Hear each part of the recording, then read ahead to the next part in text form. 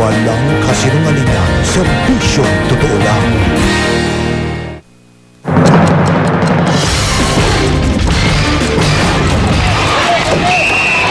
Matapos ang karahasan sa demolisyon sa North Triangle, Quezon City, relokasyon ng mga Pinales, pansamantalang pinatigil ni Pangulong Aquino. Sunog! Sumiklab malapit sa mga bahay na dinemolish kahapon. Pilipinas at Amerika pumirma sa kasunduan para sa mahigit $400 million project. Mga Pinoy, pinuri ni U.S. Secretary of State Hillary Clinton. I know how smart the Filipino people are. I'm not sure there's any group of people anywhere in the world that work harder than Filipinos. Pananghaliang hotdog ni Pangulong Aquino sa New York. Pinag-uusapan, umani ng iba't ibang reaksyon. Mga estudyante sa Maynila nagmarcha laban sa pagtatapya sa budget sa edukasyon. Nakagirian ang mga pulis. Tony Boy Cuangco nagsalita na kaugnay sa pagkakabanggit sa kanyang pangalan sa Senate hearing sa Weteng. Sinermonan pa ang media. U.S. President Barack Obama sinigawan ng mga rallyista habang nagtatalumpati sa New York. Eroplano nag-crash nang mawala ng kontrol sa airshow sa Indonesia. Mag-iisang taon makalipas ang pananalasa ng Bagyong Ondoy. Mga tagpo sa kakaiba pero espesyal na kasalan nung kasagsagan ng mga ulan at baha. Babalikan, sulyapan ang mga litrato ng pamamasyal at pagpapakasal ni Robin Padilla at Mariel Rodriguez sa India. At Gillian Ward naghahanda na para sa kanyang pelikula.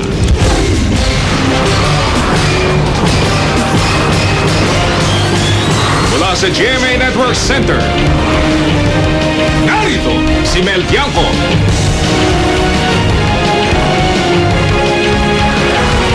Ito ang 24 oras.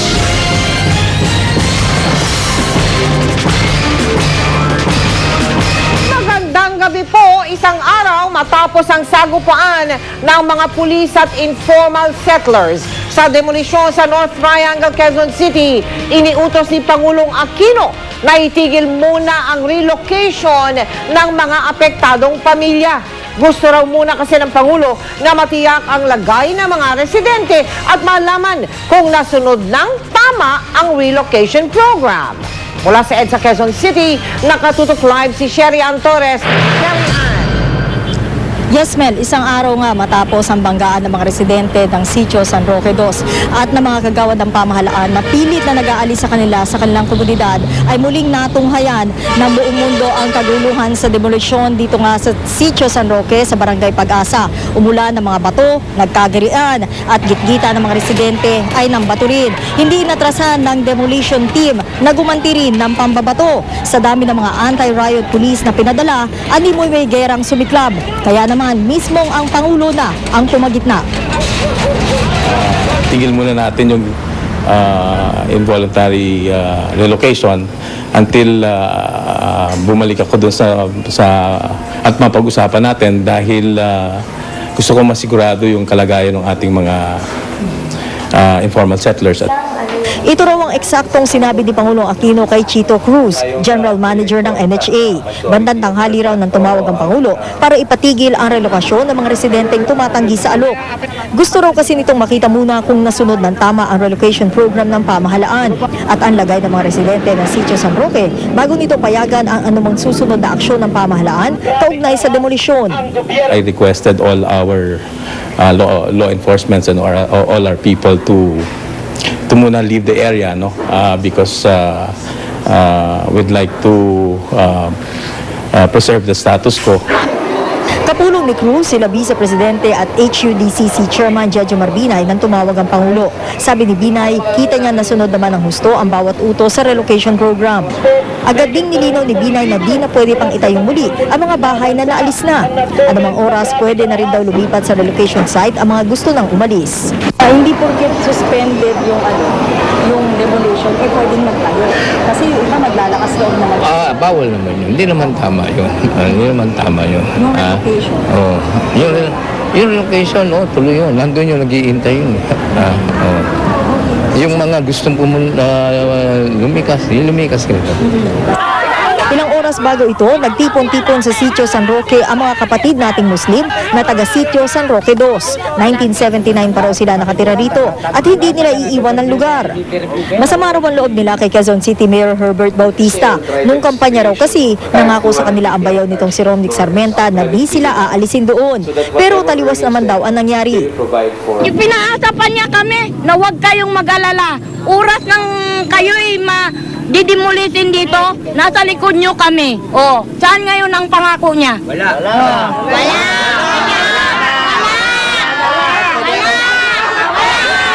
Pagkatapos niya pakinaba ngayon, 9,000 pamilya na buto, sasabihin niya, itatanggi niya. Makonsensya ka naman bilang Mayor Herbert. Agad naman itinanggi ni Bautista na may ganito siyang pangako. In our campaign, hindi kami nangangako sa kampanya. Ang binibigay namin ay programa. At hindi kami nangangako sa kampanya. I never promised in the entire life o my political life na nangako ako. Hindi ako politiko na nangangako.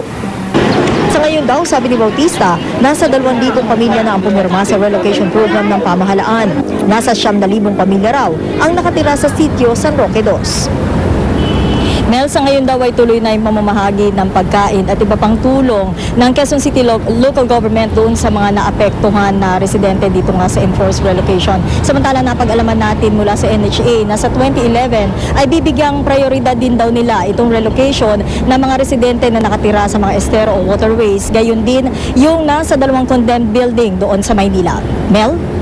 Linawin ko lang, Cherry Ana, ang eksaktong utos ng Pangulo yun lamang pansamantalang pagpapatigil ng relocation dyan sa Barangay Pag-asa, tama ba? Tama yan. Ibig sabihin ba yan, tigil na rin ang demolisyon?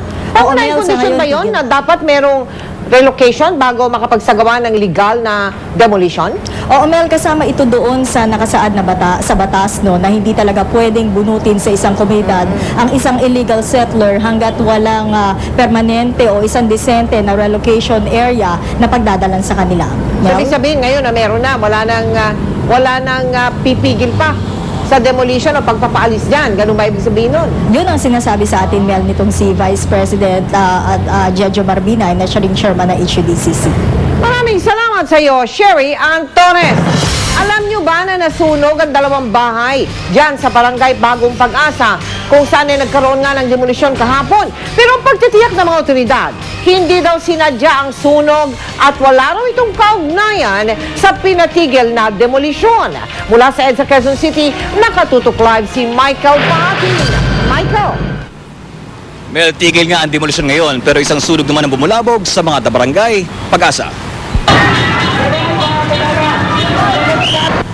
Kung kahapon mga motorista ang nabulabog ng demolisyon sa barangay Pag-asa, mag-aalas 2 kaninang hapon naman, usok at apoy ang bumulabog sa mga taga rito.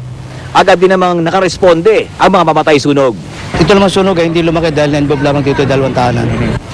Sa bahay ng isang Lilia Lopez Umano nagsimula ang apoy na hinihinalang nagmula sa bukas na kalan. Mabilis na natupok ang 2 bahay. Nasugatan din ang 2 niyang anak na agad naman ang dinala sa ospital. Sinabi ng mga tao na makakita may sunog, sabi nila, tumingala ako, may apoy talaga sa loob. Pero hindi ko alam kung saan nagmula yung sunog ko. May ilang residente namang naghinalang sinadya ang panununog. Pasensya ka na kahit kapit bahay. Pasensya ka na. Hindi naman sasadya sunog Wala namang nagsabing sadya Yun nga lahat, wala nga sadya. Pasiyam na tayo na sunog, wala naman sinasadya. Bakit nagkakaulit-ulit ka din Huwag ka masyado Ayon sa BFP, agad nilang itinaas sa ikalimang alarma ang sunog. Kahit 2 bahay lang ang nasusunog, para na rin daw maiwasan ang mga haka-haka. Hinayaan na natin na mag-pip alarm dahil parang hindi na lumaki, no? Saka siyempre, sigurado natin dahil mamaya baka masabi ng mga tao na pinabayaan natin itong sunog. Kaya sinigurado natin na kompleto ang ating equipment para kung sakasakaling lumaki man itong sunog na ito, marami na kagad tayong gamit na nandito naka-standby. Marami na raw sa mga taga rito ang nagkusang maglipat ng bahay patungo sa relocation site sa Rodriguez Rizal. Pero may ilan pa ring nagmatigas. Hinala ni Quezon City Mayor Herbert Bautista yung mga nambubuyo para magkagulo, posibleng mga miyembro ng sindikato. Aalis po kami dito pero yung dapat nasa tamang proseso po kasi hindi naman po kami mga hayop para paalisin nila kami ng ganun-ganun na lang. At saka yung sinasabi niya na mga tao rito, mga professional squatter, ngayon niya malaman at tukuyin niya kung sino-sino yung mga yon. Hindi lahat na tao dito nagpapaopa, hindi lahat na tao dito magnanakaw, hindi lahat na tao dito masama. At saka sapat na kabuhayan. Yun lang ang hilingin namin. Kung ang trabaho namin dito meron doon sa Montalban, okay, papayag kami anytime. Lilipat kami pero pag wala, mananatili kami dito sa lugar namin. Buhay kung patay. Pero sino nga ba ang mga tinatawag na professional squatters? So, ito yung mga kasama natin na walang bahay that took advantage of the government housing program. Professional individuals na paulit-ulit, hindi lang isa, dalawa, tatlo na may violation of the housing program ng gobyerno. Gayunman, ayaw daw silang tawagin mga professional squatter ng gobyerno. Qualified ka, pasensyahan na lang. Bakit? Pag qualified ka, 6,000. 6,000. And may bahay ka na doon sa... At may bahay ka pa. Malinawin lang natin, ang mga informal settlers daw ay makakatanggap ng 6,000 pesos na financial aid at pabahay mula sa NHA sa Rodriguez Rizal. Ang mga disqualified naman na informal settlers ay makakatanggap ng 1,000 piso bilang financial aid. Mel? Michael, ano yung disqualified? Ito may sinasabi lang yung term na professional squatters. Ika nga, ito yung mga palipat-lipat para doon mag-take advantage. Ito yung mga itinuturing na pabahay ng gobyerno. Pero hindi sila qualified dito sa mga resettling areas na... Ibig sabihin, Michael, natukoy na kung sino yung mga unqualified.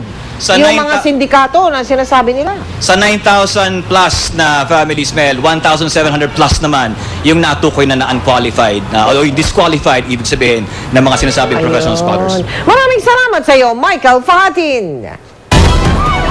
Kaligtasan mo sa Alerto 24. Ang mga police report sa Alerto 24 at iba pang maiinit na balita, ihahatid ni Jay Taruk. Jay! Salamat, Mel. Nagdudulot ng pangamba sa ilang residente sa Tondo, Maynila ang ilang poste ng kuryente roon. Tila nanganganib na raw sila na mabagsakan ng mga ito anumang oras. Si Cedric Castillo, naka-alerto, 24. Gulpi de gulat ang pambabayong ginawa ng bagyong Basyang sa Metro Manila nitong Hulyo. Habang natutulog kasi ang buong syudad, sabay-sabay na nagliparan at nagbagsakan ng mga puno, maging ang mga infrastruktura. Gaya ng posting ito sa Tondo, Maynila na nakuna ng aming team na humilig na sa lakas ng hangin. Kagabi nang muli naming madaanan, napalitan na ang kahoy na poste ng mas matibay na konkreto. Magandang balita na raw sana para sa mga residente. Pero ang problema, ang tatlong magkakasunod na poste naman sa pareho pa ring lugar ang humilig at pinangangambahan ngayong sabay-sabay na bumagsak. Napalitan na yung isa, doon bumigay ito. Sa sobrang nabaltak niya yung isa. Sa posting ito sa kanto ng Kapulong at Velasquez Street sa Barangay 95 sa Tondo, tila batak na ang mga nakasabit na kable sa bigat at sa lalim ng pagkakahilig. Ayaw na rin daw gumana ng traffic light na ito na animoy sinasandala na ng poste. Kung susuriin naman ang pinakapuno ng poste, binubukbok at nagbibiyak na ang kahoy. Kaya sa bawat araw na lumilipas, wala raw magawa ang mga residente kundi mag-abang na lang sa napipintong panganib. Kung marami dumadaan sa sakyan, yung mga bata nag-aaral. Pagka bumigay yan, ba't yung bibigay yung dalawa na yun, Terminal lang pwede ka. Ano mangyayari pag tumaob doon? Yun, madidisgrasya sila, di ba? Aabutin sila talaga. Idinulog na ng barangay sa Meralco ang sitwasyon, pero makakapagkumpuni lang daw ang Meralco kung magsasagawa muna ng repair ang National Grid Corporation of the Philippines o NGCP.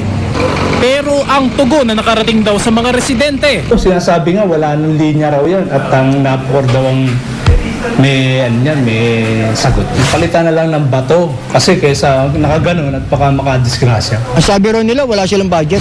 Hihintay pa ba natin na magkaroon ng aksidente? Cedric Castillo, naka-alerto, 24. Walang regulasyon ng gobyerno ukol sa mga takaw disgrasyang truck na may mga kargang container van. Kaya dapat daw talagang doble ingat ang mga driver at nasa tamang kondisyon ng truck para iwas aksidente. Si Chino Gaston, naka-alerto, 24. Pangkaraniwang tanawin na sa kalsada ang mga dambuhalang truck na may mga kargang container van. Pero halos pangkaraniwan na rin ang mga aksidente gaya kahapon. Isang truck ang tumagilid kasama ang dala nitong container van sa South Luzon Expressway. Sa kabutihang palad, walang nadaga ng sasakyan o napinsalang tao sa insidenteng ito. Pero ang ilang naiulat na aksidente nagdulot ng perwisyo. Palaisipan sa maraming motorista kung gaano nga ba kaligtas ang mga truck na may bitbit na container van na kanilang nakakasabay halos araw-araw sa mga lansangan ng Metro Manila. Natatakot sa may baka biglang bumaksak o ano man, baka sumabog ang gulong. Yun lang, para medyo safe naman, kung ang dandahan lang, pag medyo ginigit-git ka, iwasan mo na, gawa ng malaki yun eh. Minsan nakakatakot. Bakit? Baka biglang bumigay yun. Ayon sa Alliance of Concerned Truck Owners and Operators, para iwas disgrasya, dapat hindi overloaded ang truck. Dapat din gumagana ang twist lock sa truck bed na magsisilbing angkla para huwag mahulog mula sa truck ang mga higanteng container van. Bukod sa tamang maintenance, kailangan ding tiyakin na may tamang kaalaman at galing ang sino mang magmamaneho ng truck. Laging dalawang aspeto yan, Chino. No? Of course, ang mga negosyante, being negosyante, ayaw nilang may disgrasya. Dahil kalugihan sa kanila yan eh. Gobyerno raw ang dapat mag-inspeksyon kung ligtas sa mga truck na nagdadala ng mga container van mula sa mga terminal gaya ng Manila International Container Terminal. Pero ayon kay Papa, hindi raw ito ginagawa ng anumang ahensya ng gobyerno. As in any other sector, merong mga pabaya, merong mga hindi responsable, di ba? Yun yung mga hindi na-check, di ba? Nang supposed to be ay mga agencies na kinrate para sa ganon. Maraming aksidente ng truck ang sanay na iwasan kung nasunod lamang at may nagpapatupad ng mga basic safety procedures bago pa lumarga sa biyahe ang mga cargo truck. Chino Gaston, nakatutok, 24 oras. Kinumpirma ngayon ng isang miyembro ng Incident Investigation and Review Committee o IIRC na si Manila Mayor Alfredo Lim lang ang inirekomendang sampahan ng kasong kriminal kaugnay sa August 23 hostage tragedy. Pero muling nanindigan si Lim. Wala raw siyang ginawang mali. Nakatutok si Cara David. Pulis lang ang magpapatay! Pinagbatat! Pulis lang! Kumpara sa kanyang emosyonal na reaksyon kamakailan sa IIRC report, isang kalmadong Mayor Lim ang humarap sa amin kanina. Pero kumulo uli ang dugo ni Mayor Lim nang mabanggit ang pangalan ni Gregorio Mendoza, kapatid ng hostage taker na hindi kasama sa mga pinakakasuhan. Baliktad na ang mundo ngayon eh. Yung nag-umpisa nitong problemang ito, siyang walang kasalanan. Wala bang pagkakamaling nagawa yung IIRC? Wala ba? Are they so infallible? Sabi ni Lim, nag-usap sila ni Mendoza noong kainitan ng hostage taking at nasabi daw nito na napag-usapan na raw nila ng kapatid ang planong pang-hostage. Nung sinama rin daw si Mendoza ng mga negotiator sa bus para kumbinsihin ang hostage taker na sumuko, sinabihan daw niya ang kapatid na niloloko lang siya ng mga pulis. Hindi pa isinasa publiko ng Malacanang ang rekomendasyon ng IIRC laban sa mga taong dapat daw panagutin sa insidente. Pero lumabas na ito sa ulat ng Vera Files, isang grupo ng investigative journalists, batay umano sa mga dokumentong kanilang nakuha. Dito nakasaad na si Lim lang ang inirekomendang kasuhan ng kasong kriminal habang ang iba ay hanggang kasong administratibo lamang. Kinumpirma ito ni IIRC member attorney Rowan Libarios. Malabo yung issue ng conspiracy kasi ginamit pa nga kasi ng mga police as negotiator si Mendoza. Pero nilinaw ni Libarios na inirekomenda din nila na magkaroon ng preliminary investigation sa ibang sangkot na personalidad. Hindi rin naniniwala si Libarios na dapat kasuhan ng conspiracy ang kapatid ng hostage taker. Pinapusasan at saka sinabi niya dalhin na sa Tondo. That served as a tipping point in the entire tragedy. Kasi kung wala siguro yun, baka na-save pa yung entire incident. Nanindigan naman si Lim na wala siyang kasalanan. Pina-escortan lang daw niya sa MPD headquarters o sa presinto sa Tondo si Mendoza. Yun nga ang una ko instruction eh. Dalhin sa headquarters on second thought o kaya sa presinto sa Tondo to avoid being interviewed by media.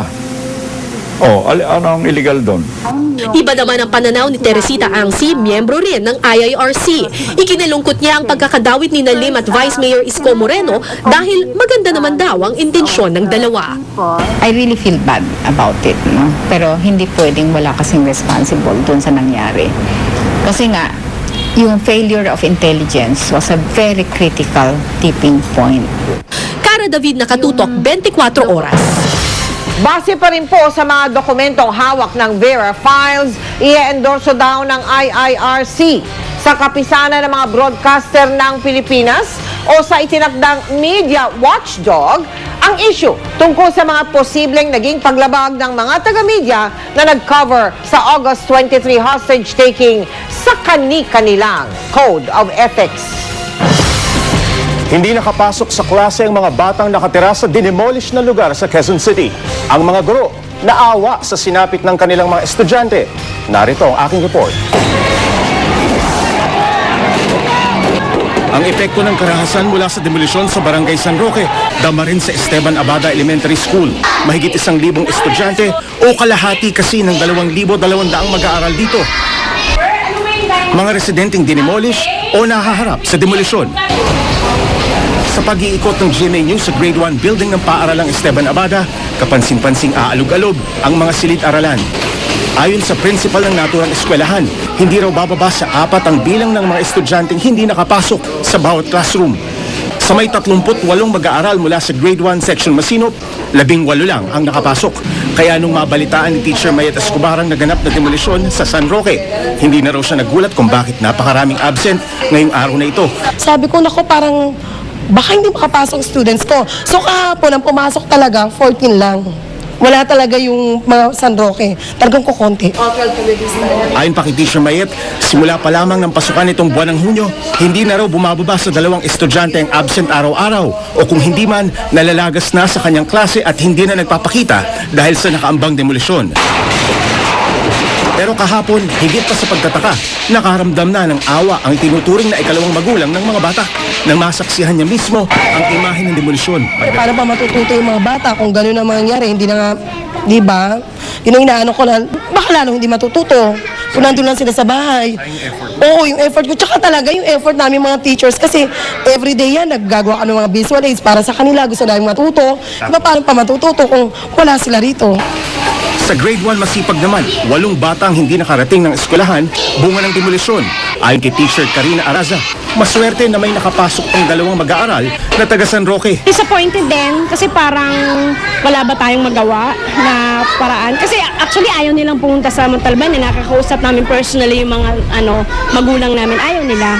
Kasi nga po wala daw silang hanap buhay doon. Eh mahihirap lang ho yung mga batang yan eh.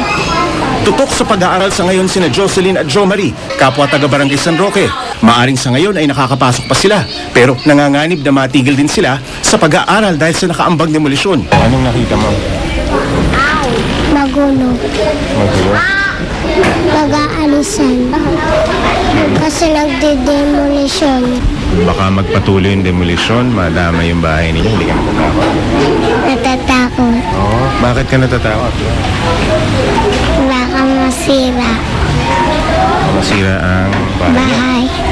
Para sa mga batang San Roque na nahaharap sa demolisyon, bukod sa nanganganib silang mawala ng bubong na masisilungan, malaki rin ang posibilidad na madiskaril ang kanilang pag-aaral. Actually, yung enrollment namin ay nag-suffer talaga ng more than 200 bata. Simula pa nung nung nag-umpisang nag-demolish. Jay Taruk, Nakatutok, 24 Oras. Mas humaba pa ang pila ng mga taga-sitio San Roque 2 na gusto nang makasali sa programang relokasyon ng National Housing Authority. At ngayong araw, nag-a-apply na rin pating ilan sa mga sumagupa sa demolition team kahapon. Nakatutok si John Consulta live mula sa Quezon City. John. Jay, mas lalo nga dumami ang bilang ng mga pamilyang nagtungo dito sa Relocation Action Center ng National Housing Authority para sumailalim sa voluntary relocation. Sa sobrang dami ng mga taong dumagsa, kinailangan na ng NHA na magdagdag ng tao para tumulong sa pagpoproseso ng mga papeles ng mga nais sumailalim sa relokasyon. Hindi raw bababa sa 280 pamilya ang naproseso simula kaninang umaga. Tototsaga ngayon sa pagpila ang mga residente para mapabilis ang kanilang pag-alis. Ang ilan, bit-bit pa ang kanilang anak na walang mapag-iwanan. Habang ang ilan, sa pila na nananghalian. Ang ilan naman sa mga sumagupa sa demolition team kahapon, nagpasya ng sumakabilang bakod tulad ni Mang Dionisio Medina na isa raw sa mga leader ng mga residente. Sa halip na lumaban, minabuti na lamang daw ni Mang Dionisio na tanggapin ang financial assistance at alok na relokasyon kesa ipagsapalaran ang seguridad ng kanyang pamilya. Kahapon, nung nagbarikada kami doon sa EDSA, tapos siyempre nagkakagulo na yung mga tao, kung babalik ka sa bahay mo, tatanggalin ka uli, pero uli mangyayari. Nag-decide na ako mag-volunteer para nasa safe na yung pamilya ko. Pero ang ilang residente, tulad ni Aling Ana, di naiwasang malungkot. Kasama kasi siya sa mahigit 1,000 residente na na-disqualify sa NHA relocation program dahil wala ang kanyang pangalan sa census noong 2009 at nakaligtaan naman niyang umapila sa ibinigay na mahigit 1 taong palugit. Nung 2009 na nag-census, umuwi po ako ng probinsya kasi po doon po ako nanganak. Tapos yung asawa ko naman po nasa trabaho. Mahirap po para sa amin kasi wala kaming malilipatan. Kung wala pera, hindi ka rin makaupas sa ibang maupahan. Bagamat pansamantalang ipinatigil ni Pangulong Aquino ang involuntary relocation sa North Triangle, tutulong pa rin daw ang NHA sa mga residenteng nais magpa-relocate. Huwag ho kayong matakot kahit lumabang kayo, nakita namin kayo sa TV. Kung kayo'y kwalipikado, open arms po kaming tatanggapin kayo. Sa ngayon, Jay, ay tuloy-tuloy ang pag-usad ng processing ng mga papeles ng mga residenteng nais pa rin mag-voluntary relocation. Nangako ang NHA na di sila aalis hanggat hindi natatapos ang lahat ng mga residenteng nais sumailalim sa programa. Jay? Maraming salamat, John Consulta. Kaliwat kanang banta ang natatanggap umano ni Archbishop Emeritus Oscar Cruz mula nang ibunyag niya ang listahan ng mga umano'y nakikinabang sa weteng. Ang pinakahuli, posible raw siyang ideklarang persona non grata sa Pangasinan. Nakatutok si Rida Reyes. Kalakip ng manifestong ito mula sa Pangasinan Provincial Government ang babala kay Archbishop Emeritus Oscar Cruz. Posible raw siya ideklarang persona non grata o hindi tanggap sa probinsya. Isa kasi si Pangasinan Governor Amado Espino Jr. sa mga pinangalanan niyang weteng operator sa pagharap ng arsobispo sa pagdinig ng Senado. Wala naman akong problema ron pagkat wala man akong balak bisitahin sila. So okay lang sa akin. I do not think it will make a difference as far as I'm concerned, you know. Matanda na ako eh. Kay grata ako, kay nung grata. Wala lang nabawas sa akin. Maging si Pangulong Aquino na kasalukuyang nasa Amerika, may hamon sa obispo. Bishop Cruz is a very opinionated person. I will even invite you to Google his pronouncements about me personally from even the campaign period. And I think you will see that Archbishop Cruz, entitled to his opinion, does not think highly of me. Naiintindihan naman daw ni Cruz na maaari pinakakaganda sa administrasyon ni Pinoy ang kanyang mga pagbubunyag, pero hamon din ang sagot niya sa Pangulo. Ikaw naman ang magtrabaho. Sinabi na namin eh.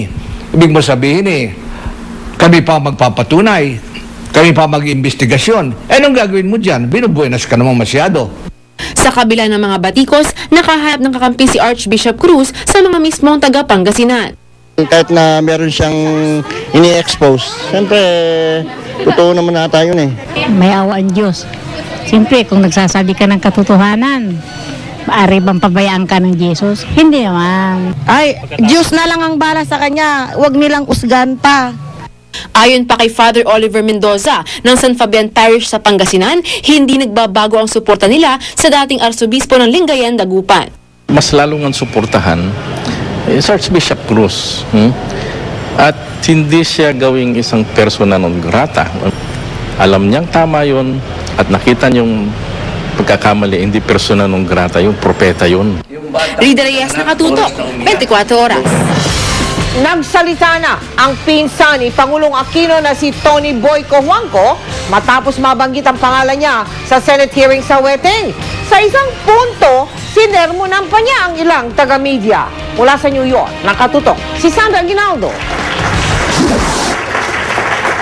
Sa pagharap ni Pangulong Noynoy Aquino sa mga opisyal ng iba't ibang kumpanya sa Amerika, isa sa mga sumama sa kanya ang pinsang negosyante na si Antonio Tony Boy Cojuangco Jr. At sa unang pagkakataon mula nang dumating dito sa Amerika bilang miyembro ng business delegation, nagsalita si Cojuangco kaugnay sa pagkakadawit ng pangalan niya sa Weteng Payola. Inamin ni Cojuangco, pinuntahan niya si Archbishop Oscar Cruz para tanungin ang mga hawak niya impormasyon tungkol sa Weteng. I didn't recognize most of the names. No?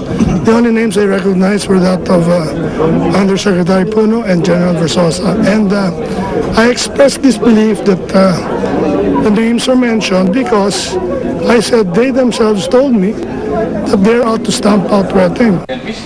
Pero hindi raw totoong nakiusap siyang maghinay-hinay si Cruz kay DILG Undersecretary Rico Puno. I said, Bishop, are you sure of this? And he says, do you have evidence for coming up with this list? And he said, wala akong hard evidence.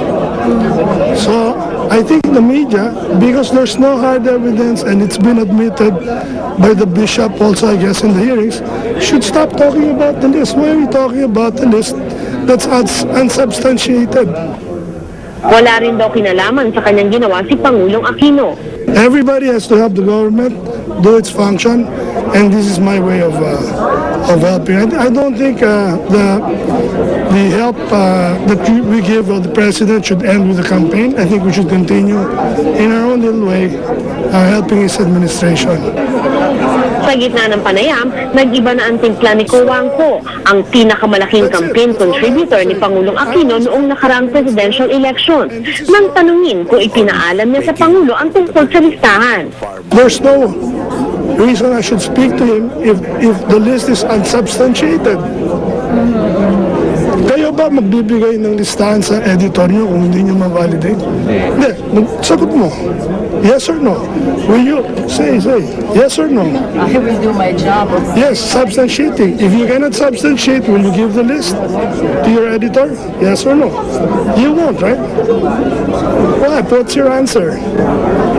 Discuss it with my editor. Even the journalists cannot report anything that's not substantiated. So, that's it. That's all I have to say. I only spent 10 minutes there, and this is longer than the 10 minutes that we spoke with the bishop. Maya-maya pa, nagsermo na si Cojuangco sa media. I'd like to focus on the president's purpose in coming here, which is to raise jobs for the Philippines, and stop talking about something which is nothing, because as the bishop had mentioned, he has no evidence. So stop talking about this, and let's focus on creating jobs for the country. Let's not waste time. You already know it's unsubstantiated. We're still talking about it. You want to talk for 10 minutes more? 20 minutes more? Mula dito sa New York City, Sandra Aguinaldo, nakatutok, 24 oras. Matapos mabatikos dahil sa bus hostage tragedy sa Maynila, ise-seminar sa public relations ang mga taga-Department of Interior and Local Government. Malaga raw kasing malaman kung paano makitungo sa media at sa publiko sa gitna ng isang krisis. Nakatutok si Claire Delphine. Kabilang ang DILG sa mga government department na umani ng matinding batikos dahil sa umano'y kapalpakan sa paghawak ng hostage-taking incident. Kaya sila ang isasabak sa Public Relations Seminar ng Public Relations Society of the Philippines o PRSP. Ito ang sinabi ni PRSP President at GMA Vice President for Corporate Communications Butch Raquel sa pagbubukas ng 17th National Public Relations Congress kanina. It's basically PR 101. This will play a big role in informing them and letting them learn the appropriate skills in dealing with events if they may arise in the future. Sa October 8 gagawin ang unang session ng PR seminar para sa DILG. Doon ituturo sa mga tauhan at opisyal ng DILG kung paano makitungo sa media at kung paano may parating ng maayos ang kanilang mensahe sa publiko. Maging ang palasyo naniniwalang mahalagang matuto ng PR ang iba't ibang ahensya ng gobyerno, lalo na sa paghawak ng mga krisis. Gayunpaman sa ngayon, wala raw balak ang gobyerno na kumuha ng pribadong PR firm para magsagawa ng damage repair sa nasirang imahe ng Pilipinas bunsod ng hostage crisis. In a scale of priorities, hiring a PR firm, hindi po ganun kataas yung pangailangan nun. Ayon kay Presidential Communications Operations Secretary Sonny Coloma, kung PR ang pag-uusapan, magaling daw si Pangulong Aquino rito. Ang Pangulo po natin bilang Chief Executive, siya rin po ay Chief Communicator. No? Napansin naman natin na he is very open, he's very accessible, he's very comfortable with media. Tiwala ang palasyo sa patuloy nilang pagpapaliwanag sa publiko, makababangon din daw ang bagsak na imahe ng pamalaan at bansa. Claire Delfin, Nakatutok, 24 Oras. Ayaw nang maulit pa ng mga taga-Pasig ang sinapit nila nung isang taon dahil sa bagyong Ondoy. Kaya mismong sila nagsaliksik kung paano maiiwasan ang matinding pagbaha. Nakatutok si Cesar Apolinario. Sa video na ito, nakuha ng isang residente sa loob ng Riverside Village sa Pasig, lampas tao ang baha nung kasagsagan ng Ondoy. Naglutangan ng mga kotse na umabot daw ng mahigit 1,000. Mahigit 400 bahay naman ang lumubog sa baha. Matapos ang 2 araw, sakalang humupa ang tubig. Kita sa mga bahay ang bakas na iniwan ng bagsik ni Ondoy. Sa pag-aaral na ginawa ng Homeowners Association, tumagal ng 48 oras ang baha dahil natrap daw ang tubig sa lugar. Apektado umano ang 8 barangay sa Pasig. Ilang parte rin ng Angono, Marikina, Cainta at Taytay ang pinirwisyo ng baha. Sa ilang lugar, tumagal pa ng ilang araw ang tubig. Ipinakita rin nila kung paano tumakbo ang tubig mula sa mataas na bahagi ng Rizal, pababa sa Marikina, Pasig hanggang Cainta. Sa litratong ito, wala ng tubig sa west portion ng Pasig, samantalang lubog pa sa baha ang east portion. Hindi raw kasi makadaloy maigi ang tubig at mistulang natrap sa Pasig at Cainta. Mas mababaw na rin ang tubig sa Ilog Pasig pero baha pa rin sa mga kalye sa syudad. Ang naging nakita namin problema, dahil yung discharge sa channel dun sa dulo ng Bull Creek, papunta lang floodway, ang sa Cainta masyado maliit. Tapos silted na sa ngayon. Pinuntahan ng GMA News ang Bully Creek. Sa dulo nito, may nakatayong discharge system. Maliit lang ang butas nito. Dahil makitid, hindi kaya ang dami ng tubig na naipon noong kasagsagan ng Ondoy. Tinayuan pa ng mga bahay na ipinagbabawal sa batas. Ang isa pang daluyan ng tubig, mas mataas pa sa mismong creek, kaya hindi rin nagagamit. Pagka naalis na yung concrete structure sa Bully, bibilis ang daloy ng tubig baha, papuntang floodway. So, pupunta yan ng Laguna. Kung matatanggal daw ito at palalawakan, posibleng kalahating araw na lang mananatili ang tubig kung may baha. Hindi rin lagpas tao ang tubig. Kung bumahaman, hindi na kasing tindi ng iniwan ni Ondoy. Sabi ng DPWH, ang MMDA flood control daw ang kailangan sumagot nito. Sa website naman ng MMDA, sinasabing pinag-aaralan na ito. Maging ang lokal na pamahalaan ng Pasig at Cainta, nagkakaisa para solusyonan ang problema. Cesar Apolinario, Nakatutok, 24 Oras. Susunod! Truck ng bumbero, napilitang magsilbing bridal car sa isang kasalan noong kasagsagan ng bagyong Ondoy. Matapos makuna ng litrato na naghahalikan umano, si Canadian pop star Justin Bieber at film singer na si Jasmine Villegas, cool friends lang daw. Sulyapan din ang mga karagdagang litrato ni na Robin Padilla at Mariel Rodriguez sa pagbisita at pagpapakasal nila sa India. At si Trudy Sliit, si Jillian Ward, nagkwento tungkol sa pagdidisguise niya tuwing siya'y pupunta sa mall. Tutukan lahat ng yan dito sa 24 Oras. Tataas ang singil ng Maynilad at Manila Water simula sa Oktubre. Nakatutok si Bernadette Reyes. Depende sa customer class, maaaring maglaro mula 5 hanggang 24 na sentimo kada cubic meter. Ang dagdag na babayaran ng mga Manila Water customers simula Oktubre. Ang isang pangkaraniwang bahay na kumukonsumo ng 30 cubic meters kada buwan, madadagdagan ng bayarin ng 2 pesos at 21 centavos. Makikita ito sa inyong bill bilang Foreign Currency Differential Adjustment o FCDA. Ang FCDA ay isang mekanismo para mai-adjust ang presyohan ng tubig depende sa paggalaw ng piso kontra dolyar. Ang mga utang kasi ng mga water companies, kabilang na ang utang ng MWSS, ay kadalasan pera ng ibang bansa tulad halimbawa ng dolyar. Yung nakaraang mga buwan, medyo nag-depreciate naman yung peso, no? So, umabot ng halos mga 46 ito. So, kaya nagkakaroon tayo ng upward adjustment ngayon. Ang mga customer naman ng Maynilad na kumukonsumo rin ng 30 cubic meter kada buwan, halos 2 piso ang dagdag na bayarin. Ang impact nito sa fourth quarter ay increase ng 9 centavos. Pero average na nga yun. Nitong mga nakalipas na linggo, tumataas ang palitan ng piso kontra dolyar. Kung magpapatuloy ang paglakas ng piso, makakaasa raw mga customer ng Maynilad at Manila Water na bababa ang singil sa tubig pagsapit ng Enero. Ang tinututukan ngayon ng mga water companies higit pa sa paggalaw ng presyo, ang pagsigurong handa sila sa posibleng problema sa supply ng tubig pagsapit ng tag-init sa susunod na taon.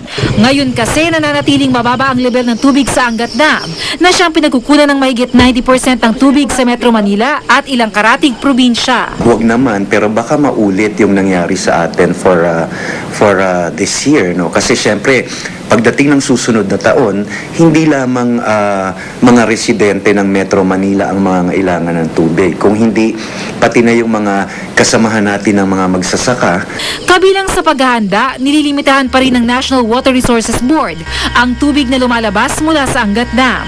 Patuloy din ang pagsasaayos sa mga tumatagas na tubig mula sa mga sirang tubo. Nag-identify tayo ng mga lugar na nangangailangan ng total pipe replacement. Tulad na lang yan ng sa May Sampaloc at Santa Mesa. Bernadette Reyes, Nakatutok, 24 Oras. Naghain ng petisyon sa korte ang ilang informal settler sa Barangay North Triangle, Quezon City para tuluyang ipahinto ang demolisyon. Nakatutok si June Veneracion.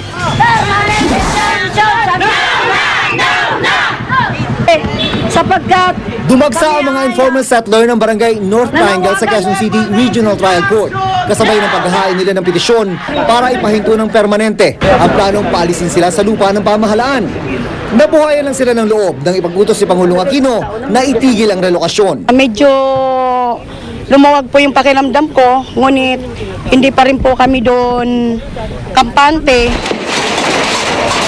Pero habang wala pang paborableng desisyon ng korte, alam daw nilang kahit anumang oras ay pwedeng magbago ang ihip ng hangin at bumalik muli ang demolition team.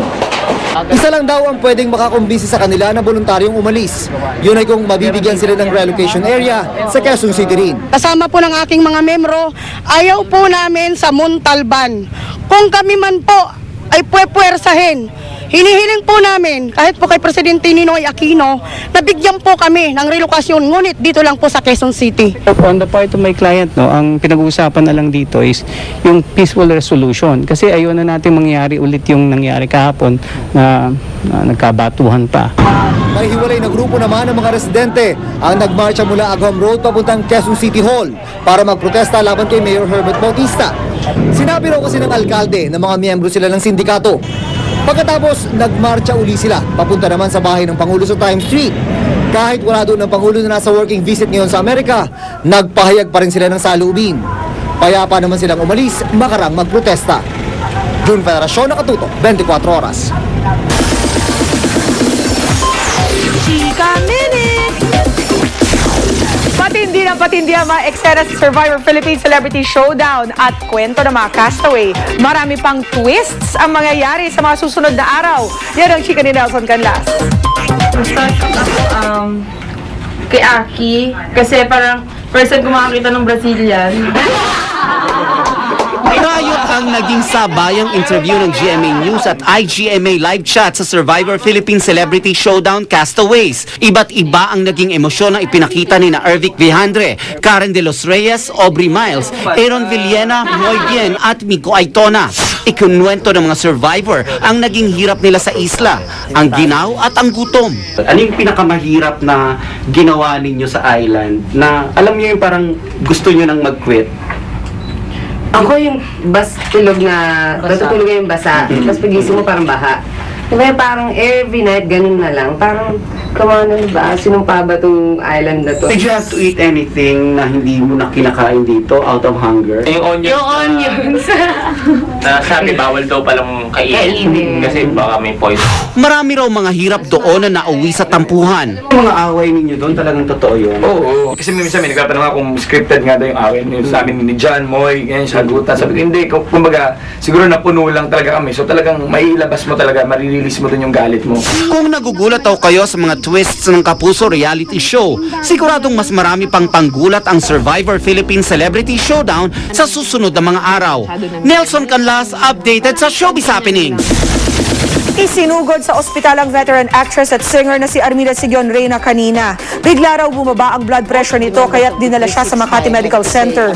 Ayon sa kanyang daughter-in-law na si Beth Orteza, stable na ang kanyang lagay ngayon pero sasailalim pa siya sa ilang lab tests. Dating chairperson si Armida ng Movie and Television Review and Classification Board o MTRCB at nakilala sa TV musical show na Aawitan Kita.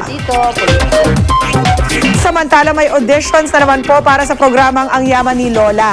Naghahanap si Lola Barbie ng lifeguard, swimmer o swimming instructor. Sa mga interesado, magpunta kayo sa GMA Network Drive bukas mula alas 8 ng umaga hanggang alas 2 ng hapon at magdala ng medical certificate at valid ID. Mga 80 to 45 years old po ang mga applicants na tatanggapin. Hindi pa tapos ang chikahan? Diyan lang kayo. Susunod! Talumpati ni US President Barack Obama, binulabog ng mga aktivista. Pagkain ni Pangulong Aquino ng hotdog sa New York, pinag-uusapan. Gimmick nga lang ba? At Kapuso Teen Stars, ibinunyag kung sino ang kanilang puppy love. Putokan lahat ng yan dito sa 24 Oras.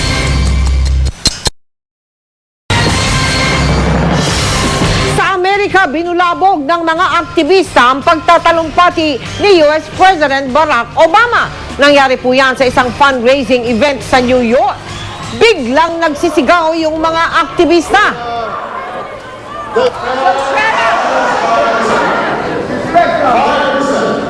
In each instance, we have made progress. It's a conversation I'm happy to have. Kontra sila sa pagtapyas ng pondo sa programa kontra AIDS at sa hindi pagpayag na hayagang maglingkod sa US military ang mga gay at mga lesbian. Pero ang bulka ni Obama, tinaasan pa nga daw niya ang pondo kontra AIDS. Sa mga mambabatas na Republican din daw dapat ibunto ng sisi kung bakit nananatili pa rin ang polisiya laban sa mga bading sa US military. Hati ang reaksyon ng mga Pilipino sa pinag-uusapang tanghaliang hotdog sandwich ni Pangulong Aquino sa sidewalk sa New York. Papogi nga lang ba ito ng Pangulo? Nakatutok sila Alvin. Ito ang tanghaliang hotdog New York style ni Pangulong Aquino na pinag-uusapan ng husto mula nang lumabas sa mga balita kahapon. Tipid na nga, sinagot pa ng Pangulo ang kinain ng kanyang delegasyon. $2 o 88 pesos ang presyo ng isang hotdog sandwich. Pero may kamahalan din ang binayaran ng Pangulo na umabot ng $54 o nasa 2,300 pesos. Ano nga ba ang tingin dito ng mga Pinoy? Even though na he's a president, kumakain pa rin siya ng pagkain ng normal na tao. Pinakita niya na hindi kailangan sobrang bongga ng kinakain niya. Matipid siya, okay yung pagkain niya yun. Nakakaano siya. Hindi ka makain. Hindi, pag presidente natin una, di ba yung una natin presidente, masyado maluho. Hindi siya social ba? Hindi po siya big deal para sa akin. Kasi ano naman ko kumain siya doon. Sa Twitter at Facebook, may mga nagkomento ring bumilib sila sa Pangulo. Ipinakita raw ng Pangulo na simple siyang tao. May mga nagtanong pa kung kaya daw ba itong gawin ni dating Pangulong Arroyo. Ikinumpara naman ng isa ang hotdog lunch ng Pangulo sa mamahaling dinner noon ni dating Pangulong Arroyo. Pero may mga na-turn off din sa ginawa ng Pangulo. Ginawa raw niyang kaawa-awa ang imahe ng mga Pilipino. May mga nagsabi ring parang publicity stunt lang ang ginawa ni Pinoy. May mga nagkomento ring ayos lang daw kumain ng Pangulo sa mamahaling restaurant basta't makapag-uwi ng mga benepisyo sa bansa. Pero ayon sa Malacanang, hindi PR stunt ang pagkain ng Pangulo ng hotdog sa New York. Nagpapaka-natural lang daw ang Pangulo. Some people are claiming that he doesn't appear presidential. Some people are saying that he's being down to earth. it's the president is who he is. He loves to eat hot dog. Some people were also saying na scripted daw yung pagpuntihan sa hot dog. Hindi totoo yan. Mahilig talaga siya he was looking forward to eating hot dog in the States. May pagkakataon pa raw sa New York na nagpa-deliver ng pizza ang Pangulo dahil hindi ito makalabas para kumain. Pero hindi naman daw panay hotdog at pizza ang kinakain ng Pangulo sa New York. Nag-steak siya, I understand, sa Keenan's. I'm not very clear with, and then Serafina is an Italian restaurant. New York is a mecca for food. As long as the president remains frugal, remains economical, I don't see any problem why the president should not be allowed to taste or savor the food in New York. Pero higit sa pagtitipid, may mas importanteng mensahe raw ang Pangulo sa pagbisita niya sa Amerika. Kinuha ng Malacanang ang serbisyo ng global PR firm na Creab Gavin Anderson para raw mas epektibong maiparating ang mensahe ng Administrasyong Aquino. The slogan for this whole trip is that the Philippines is under new management. It's open for business. Pero kung tutuusin, nagawa na rin ng ibang heads of state ang pinag-uusapang hotdog sandwich ng Pangulo. Nitong Hunyo, walang iba kundi si US President Barack Obama ang pinag-usapan ng husto ng kumain sa isang hamburger joint sa Arlington, Virginia na malapit lang sa White House. Kasama pa niya noon si Russian President Dmitry Medvedev. Nitong Hulyo naman sa New York din, sa isang hotdog stand din kumain si British Prime Minister David Cameron kasama si New York Mayor Michael Bloomberg. Lee Alves, Nakatutok, 24 Oras. Chika Minute! Excited na ang Kapuso Tweed Star sa pagsisimula ng kanilang Sunday series na Real Love. Nauuwi na nga ba sa totohanan ang kanilang mga eksena? Alamin sa Chika de Lar Santiago. Stars of the Future ang tawag ng marami sa siyam na twin stars na itinatampok ng GMA sa espesyal na 2-month episode ng Sunday series na Real Love. Pinangungunahan ni na Barbie Forteza, Joshua Junicio, Bea Binene at Jake Vargas kasama ang iba pang kabataang between sa episode na pinamagatang Twin Hearts na mapapanood simula sa Linggo pagkatapos ng Party Pilipinas. Hindi na po mawawala ang pressure sa amin kasi syempre kami lahat ang bida sa show. So dala namin syempre yung ang makakalabasan ng show. Malaking bagay po yung pagiging close mo sa ka-eksena mo kasi mas may natural yung pag-deliver mo ng line, yung pag-arte mo. Hindi naman maiwasan ang kanilang mga taghanga na i-link ang magkaka-love team na twin stars sa isa't isa. Pero dahil mga bata pa, hanggang puppy love lang daw ang pwedeng maramdaman nila at alam daw nila kung ano ang puppy love. Hindi mo po alam kung nandyan na yung love, pero hindi rin po alam kung love na ba talaga yan or crush-crush lang. Yung kakaroon ng confusion about love mo siya pero crush mo lang siya. Sino ba ang itinuturing na puppy love ng GMA Twin Stars? Klase ko po yun. Si Dennis Trillo, tsaka siya. Bakit? Hindi ba? Sorry, dito pala. Sabi ni Joseph ha? Bakit? Di ba para isa lang naman? Ako kini-question. Oo nga, ikaw. Sige, hindi na. Si Vera. Si Derek po. Ako po, si Rian Ramos po. Pero sa grupo, si Luis po. Lars Santiago, updated sa Showbiz Happenings.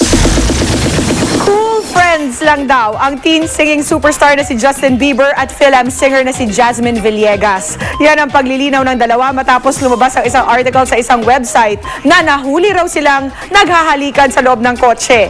Matagal na ang balibalitang may relasyon sina Justin at Jasmine, pero pinaninindigan nila na friends lang talaga sila. Si Jasmine ang co-star ni Justin sa music video ng kantang Baby at nakilala sa pagkanta ng US National Anthem sa ilang laban ni Manny Pacquiao. Mamaya star ng To This Late na si Jillian Ward nagkwento tungkol sa pelikulang gagawin niya. Tutukan niya.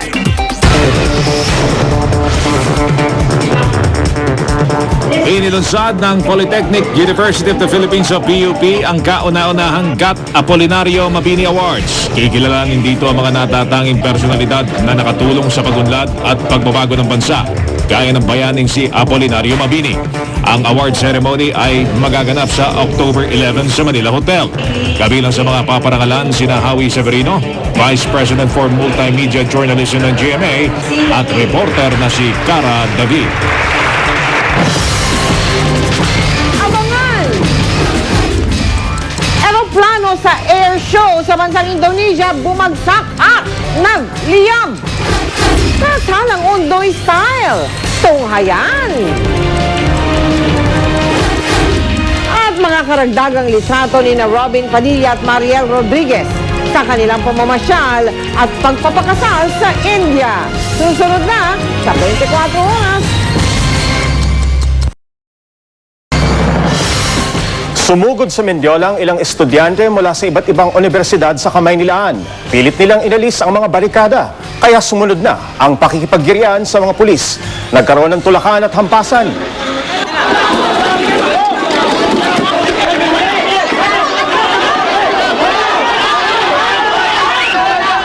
Ilang estudyante na rin mismo ang umawat sa nagpupuyos nilang mga kasamahan.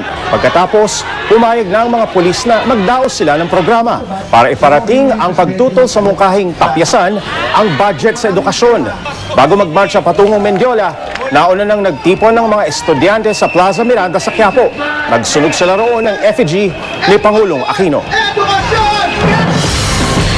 Balita mula sa bansang Indonesia.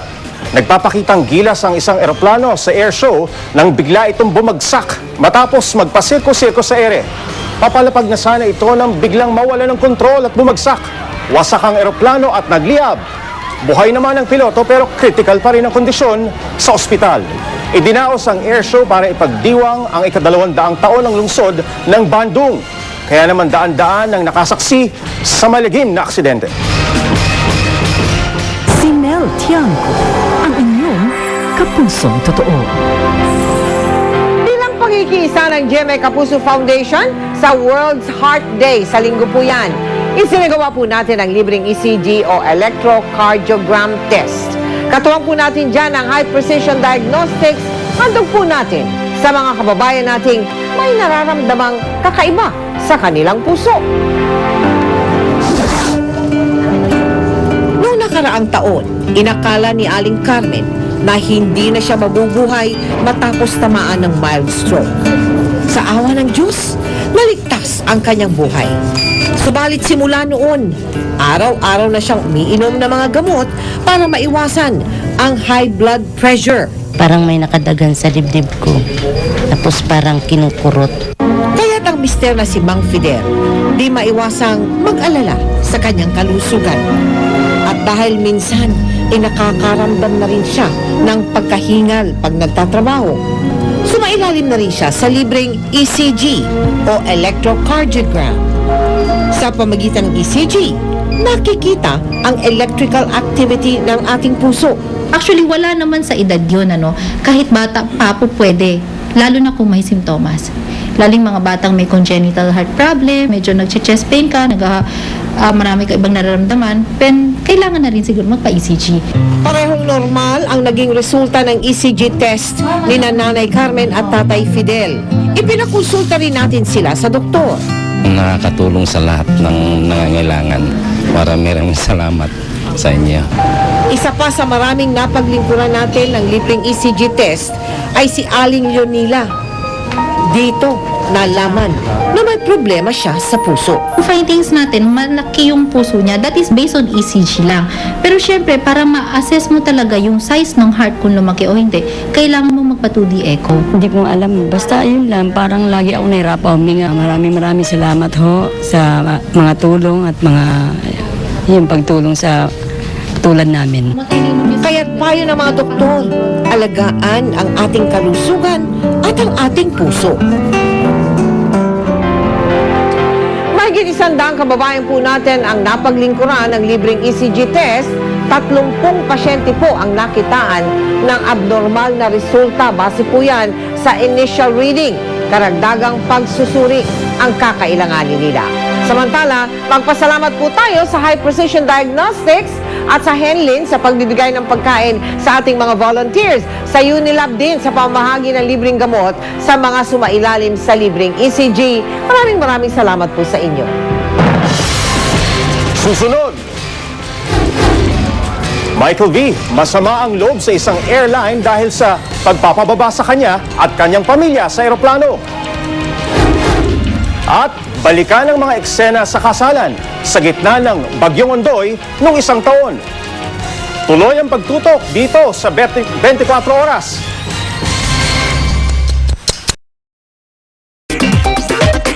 Hindi kasama sa show ng Eat Bulaga sa US ang isa sa mga hosts na si Michael V. Pinababa kasi siya at ang kanyang pamilya mula sa eroplano dahil may ilan sa kanilang nagka-sore eyes. Watch this.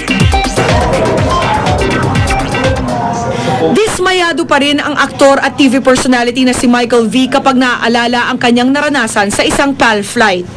Patungos na siya sa Amerika kasamang pamilya upang mag-show kasamang Eat Bulaga. 2 linggo bago ang flight, nagkaroon siya ng sore eyes at nahawa ang asawa at anak niya. Yung wife ko, since dati siyang flight stewardess, siya na nag-warning sa akin, sabi niya, there's a chance na baka hindi tayo mapalipad. Kaya pagdating sa airport noong September 16, agad silang nagpa-consult sa isang quarantine doctor at pinayagan naman silang bumiyahe. Pero nung ready na ang lahat para sa take-off, Merong ground crew na nag-alert sa pilot. So, nagkaroon ng second opinion. May umakyat na doktor and tinignan kami and sabi niya hindi nga raw pwede. wala na silang nagawa kundi bumaba sa eroplano. Ang nagpasama ng kanyang loob ay nang may marinig sila mula sa mga crew ng airline na mali umano palagi ang advice ng quarantine doctor. Kasi wala namang problema sa amin kung pali pa rin kami o hindi. Ang ano ko lang, sana maayos yung sistema. Kasi apparently galing sa kanila mismo na palagi na nangyayari. Bakit sana ginawa na ng aksyon? Sumulat ang kampo ni Bitoy ng complaint letter sa PAL management pero wala pa rin daw sagot until now. Dumagdag pa sa sama ng loob niya ang paglabas ng issue sa isang social networking website kung saan nag-post ng di magagandang comments ang ground crew na sumita sa kanila. Wala namang balak magsampa ng kaso si Bitoy ukol sa issue. Paumanhin na rin doon sa mga na-delay sa flight at saka doon sa mga kapuso at mga dabarkads natin na naghihintay sa Anaheim sana. Sagot naman ng PAL, wala pa silang natatanggap na formal na report tungkol kay Michael V. Pero tiniyak ng PAL na iimbestigahan nila ang insidente sa sandaling makarating ang impormasyon. We shall investigate the matter. We shall call the attention of our airport services to provide us with the data and as well as our cabin services sub-department. We have to come up with a complete probe into the matter before we issue a statement. Natanggap na raw ng PAL management ang report kaugnay sa nangyari kina Michael V. Meron daw silang right to refuse. Pero nais din nilang imbestigahan kung bakit pinayagan pa rin ng quarantine doctor na makasakay sa eroplano sina Michael V. Ayon naman kay Michael V, sumagot na ang customer service ng PAL at na-address na ng airline ang kanilang complaint. Ano nga ba ang ipinatutupad na quarantine procedure sa NAIA para dun sa mga pasaherong nakitaan ng sintomas ng sore eyes? Yan ang tinutukan ni JP Soriano. Ang mga thermal scanner na ito tumitingin kung mataas ang body temperature ng isang pasahero. Ngayon, bukod sa flu, dumarami raw ang mga pasaherong may sore eyes. Ayon sa Bureau of Quarantine na NAIA Terminal 1, simula nitong Agosto, 10 pasahero kada araw ang may sore eyes na kanilang ini-inspect. Dito sa Medical Division dinadala ang mga pasyenteng nakitaan ng sintomas. Sa check-in counter pa lang, kapag napansin ng tauhan ng airline company na mapula ang inyong mga mata o mukhang may sore eyes, agad kayong patitignan sa doktor ng NAIA. Binibigyan namin ng certificate, medical certificate, no? If we will allow them to board or not allowed to board. Sapat daw ang kakayanan ng doktor ng Medical Division para sumuri sa pasahero. Pero hanggang rekomendasyon lang daw sila. Maaari pa rin kasing suriin muli ng sariling doktor ng airline companies ang pasahero. If an airline has their own doctor, usually they do some second opinion evaluation. Now, if they think kanon, siyempre, follow naman nila kasi it's their company. Pwede pa rin bang pababain ang pasaherong nakasakay na sa eroplano gaya ng nangyari kay Michael V? So that can happen? It can siguro. Pero I'm sure hindi naman madalas mangyari yun. Hindi, kasi usually, kami naman, that's our line also, no? Ibig sabihin, can we say it as specialty namin yan? Di dapat, siyempre, alam naman namin yan. We can do the recommendation. Patitignan rin daw nila ang nangyari kay Michael V. Kung ano ang pwedeng gawin para di na yun maulit. Ayon sa Bureau of Quarantine, may karapatan daw kasi ang piloto lalo na kung international flight na pigilang makasakay ang isang pasahero nitong na may sakit na maaaring makahawa. Pero ayon sa isang source mula sa Bureau of Quarantine, naiinsulto raw ang ilang doktor sa NAIA sa mga pangyayaring ganito. Parang minamalit daw kasi ang kanilang kakayanang sumuri. Sa huli pa ay ng medical division na naiya sa mga pasaherong papaalis pa lang. Kung kayo'y may sore eyes o lagnat na hindi pa magaling, magandang ipakansela na lang inyong biyahe o kaya'y iparibok ito. Nang sa gayon, wala nang maabala. JP Soriano, nakatutok, 24 oras. Sinimulan na ng lokal na pamahalaan ng Marikina ang paggunita sa anibersaryo ng Bagyong Ondoy sa linggo. Mula sa Marikina, nakatutok live si Claire Delfin. Claire! Mel, sa gilid ng Marikina River dito sa bandang Barangay Tumana, pinalipad ng mga residente ang mga lantern 2 araw bago ang anibersaryo ng paghagupit ng Bagyong Ondoy.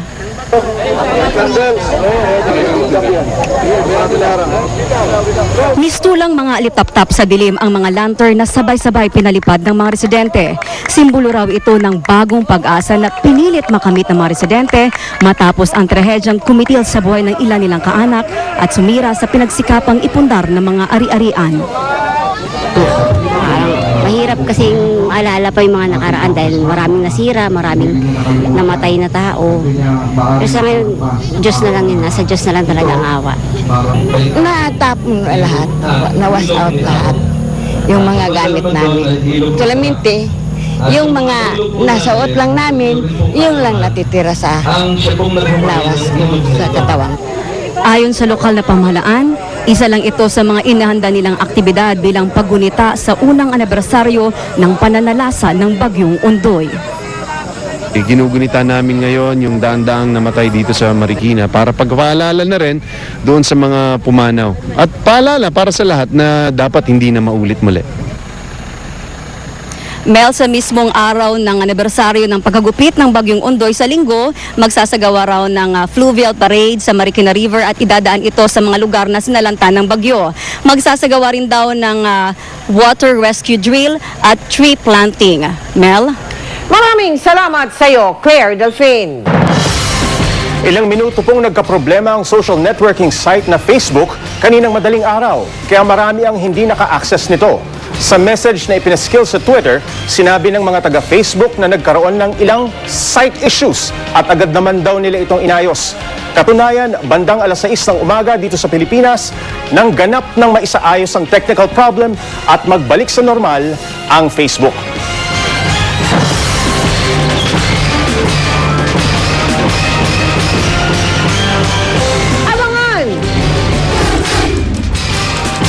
Detalye at iba pang litrato ng kasalang Robin Padilla at Mariel Rodriguez sa India. At kapuso child star na si Jillian Ward, may pelikula na, product endorser pa. Susunod na yan dito sa 24 Oras.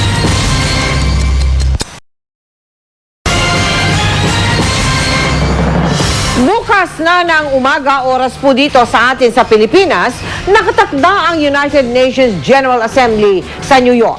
Inaasahang magtatalumpati doon si Pangulong Aquino, pero bago yan, may maipapasalubong na raw ang Pangulo sa kanyang pag-uwi matapos mapirmahan ng Pilipinas at Amerika ang kasunduan para sa mahigit $400 milyong na proyekto. Mula sa New York, nakatutok si Sandra Aguinaldo. I know how smart the Filipino people are. I know how hard they work. I'm not sure there's any group of people anywhere in the world that work harder than Filipinos. Isa raw ito sa dahilan kung bakit gustong pondohan ng Millennium Challenge Corporation na MTC ang 3 programa ng Pilipinas laban sa kahirapan at katiwalian. Kanina pinirmahan na ang kasunduan para sa grant na nagkakahalaga ng $434 million. Ang pondo ay gagamitin para sa Kalahi CIDSS project na bubuhay sa partisipasyon ng maliliit na komunidad tungo sa pag-unlad, Revenue Administration Reform Project ng BIR para mabawasan ang katiwalian sa pagbabayad ng tax, at rehabilitasyon ng 222 kilometer na kalsada sa Samar. Sa kanyang talumpati, ibinahagi ni Clinton ang malalim na ugnayan sa mga Pilipino. Maganda ang kanyang mensahe sa Pangulo, pero malinaw ding tinukoy ni Clinton ang isa sa pinakamalaking problema ng Pilipinas. We hope that, Mr. President, the people of your country will be able to make a good living in their own country. Matatanda ang sinimula ng negosasyon para sa MTC grant sa ilalim ng Administrasyong Arroyo.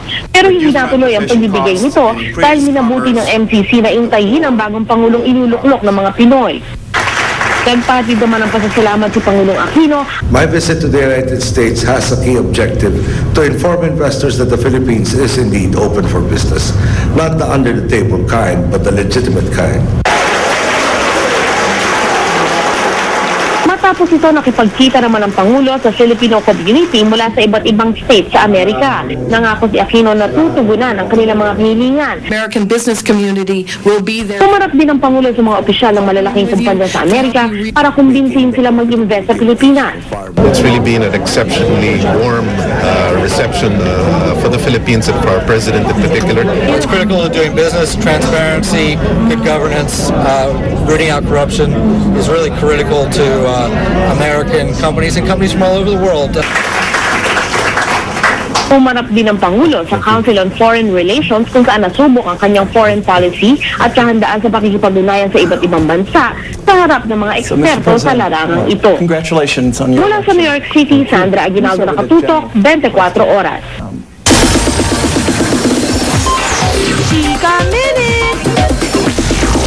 Makikita na sa isang magazine ang mga karagdagang litrato ng pagbisita at pagpapakasal ni na Robin Padilla at Mariel Rodriguez sa India. Makichika tayo kay Nelson Canlas. Sa mga litratong ito ni na Robin Padilla at Mariel Rodriguez, halatang walang mapagsidla ng tuwa ang dalawa sa kanilang pagbisita at pagpapakasal sa India last month. Inilihim muna sa publiko ang kasal at tila mas naging kontrobersyal pa ang ibaloy ceremony sa Baguio. Kami po hindi nabibilisan. Opo, ang mga pangyayari lang po, ang konklusyon lang ng ibang tao, sila lang ang nagpapabilis po. Pero this week lang, inamin na rin ng dalawa ang pag-iisang dibdib sa India noong August 19. Ang mga litrato ay inilathala sa October issue ng Star Studio magazine.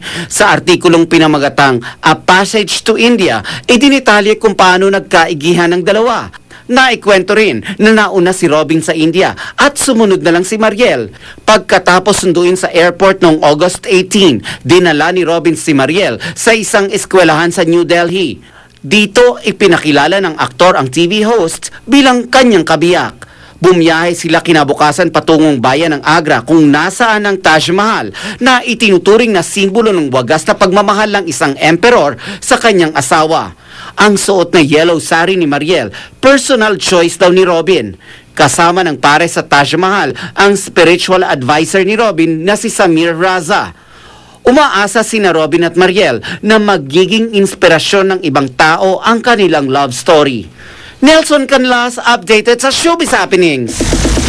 Kahit malapit nang matapos ang True Disliit, very busy pa rin ang child star na si Jillian Ward. Naghahanda kasi siya para sa kanyang pelikula at endorser pa siya ng isang clothing line. Yan ang chika ni Lars Santiago. Halos hindi magkandatuto ang sensational child star na si Jillian Ward sa pagtingin sa mga bago niyang damit na isusuot sa taping at sa iba pang mga lakad. Endorser na rin si Jillian ng Children's Wear. Kaninang tanghali, pumirma ang kanyang inang si Jenny Ward at manager na si Joe Barameda ng kontrata ni Jillian para sa kids clothing line. Kahit matatapos na ang True Disliit, magiging abala pa rin si Jillian. Siya pa ang nagbalita ng bago niyang proyekto sa GMA Films, Imus Productions, MZ at Octo Arts Films. May magawa akong movie. Wow. Ano to? Anong movie? Kagimat ni Enteng. Wow. Ano ka doon sa Kagimat ni Enteng? Ano ka doon? Ano po ako, si Bebeng, iyakin na makulit. Ibinuko pa ni Jillian ang mangyayari sa istorya ng True Disliit. Ikakasal sila Migs, kaso hindi pa po ipapalabas. Taping pa lang. Gustong-gustong magpunta sa mall ni Jillian, pero pagpasok niya, agad siyang pinagkakaguluhan, kaya sanay na raw siyang mag-disguise. Bawal kasi akong makilala. Bakit? Kasi hindi ako makakapag-ball, hindi ako makakapagkain po. So, paano ka nagdi-disguise? Anong sinusuot? Salamin, sombrero, jacket, and then shoes. Igaganon ko bangis ko, tapos ikiklip kong dalawa para hindi gumanon.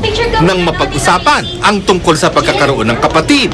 Ay, may baby na si Mami. Ah, may baby na si Mami. Ayaw nga pala. Bawal sabihin. Pwede niya putulin. Lars Santiago, updated sa Showbiz Happenings. Mga kapuso, may bagong time slot na ang paborito nyong game show na Hole in the Wall. Simula bukas, mapapanood na ito tuwing Sabado, 10:30 a.m. bago mag-asar talo. And that's it for Chika Minute. Happy weekend, everyone. Ako po si Pia Guanyo. Mel? Salamat, Pia. Malapit na po ang anibersaryo ng pananalasan ng Bagyong Ondoy. Alam nyo ba na habang binabayo ng malakas na ulan at baha ang maraming lugar, meron pa rin talagang tinuloy yung kanilang pagpapakasal. Ngayon, binabalikan nila ng may ngiti. Ang kakaiba pero espesyal na kasalan na talaga namang sinubok ng panahon. Nakatutok si Lala Roque.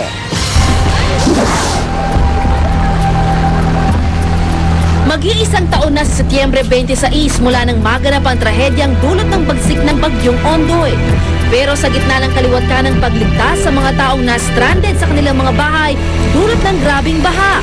Nung araw ding yung pala, may magsing irog na literal na hinarap ang pinakamalakas na bagyo ng kanilang buhay.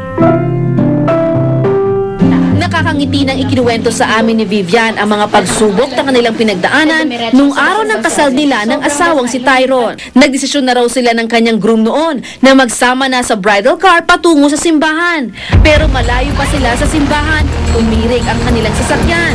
Pumasok na raw sa loob ng sasakyan ang tubig baha. Meron lumapit sa amin na I think parang kagawad yata yun or isa sa mga bombero. Sabi niya, ma'am, meron po kaming fire truck. So, sabi ng ate ko, sige, paggasolinahan na lang para makarating lang. Tapos sakay kami. Ito ang fire truck na nagsilbing bridal car ni Vivian at Tyron patungo sa simbahan ng San Sebastian. Basa man sa ulan, tuloy pa rin ang kasalan. Ang choir leader nga raw ng simbahan naging instant ninong. Ang caretaker at lector ng simbahan biglang naging secondary sponsors. Dalawa lang daw kasi sa kanilang kamag-anak ang nakarating. Pati ang nakasalo ng kanyang bouquet at garter ni hindi nga raw nila kilala. At ang kanyang mga bisita, mga bumbero mula sa istasyon ng Leverisa. Maging ang kanyang pamangkin at flower girl sana na si Aliana, hindi raw malilimutan ang pangyayari. Alis na po kami nun. Kaso lang po, nabaha po. Tapos, dumating po hanggang dito ko na po. So, ano pakiramdam mo ng mga panahon? Natatakot ka ba? Nalulungkot? Tatakot po. Nasa ibang bansa man ang asawa sa araw ng kanilang first anniversary. May plano na raw si Vivian sa linggo. Pupunta ako dun sa church, dun sa official videographer and photographer namin na sa Reflection Studio. Tapos, dadaanan ko rin yung sa may fire station sa Leverisa. Wala na rin daw siyang trauma na nararamdaman. Baon naman niya ngayon ang isang mahalagang aral sa buhay. Huwag kayong mawalan ng pag-asa. Kasi, andyan naman ang Diyos eh. Bawat kilos natin, parati siyang nakatingin sa atin. Gumagawa talaga siya ng paraan para makasurvive tayo doon. Lala Roque, nakatutok, 24 oras. Ang sweet-sweet naman. At yan po ang mga balitang aming tinutukan sa nakalipas na 24 oras. Maraming salamat sa inyong pagtitiwala. Patuloy niyo pong tutukan ang 24 oras weekend. Sabado at Linggo po yan. 72 araw na lamang, Pasko na. Mula sa tahanan ng katotohanan. Sa ngalan ni Mike Enriquez, J. Taruk at Pia Guanyo. Ako po si Mel Tiangco. Ito ang GMA. Walang kinikilingan, walang pinoprotektahan, walang kasinungalingan. Serbisyong totoo lamang. At dahil hindi natutulog ang balita, nakatuto kami 24 oras.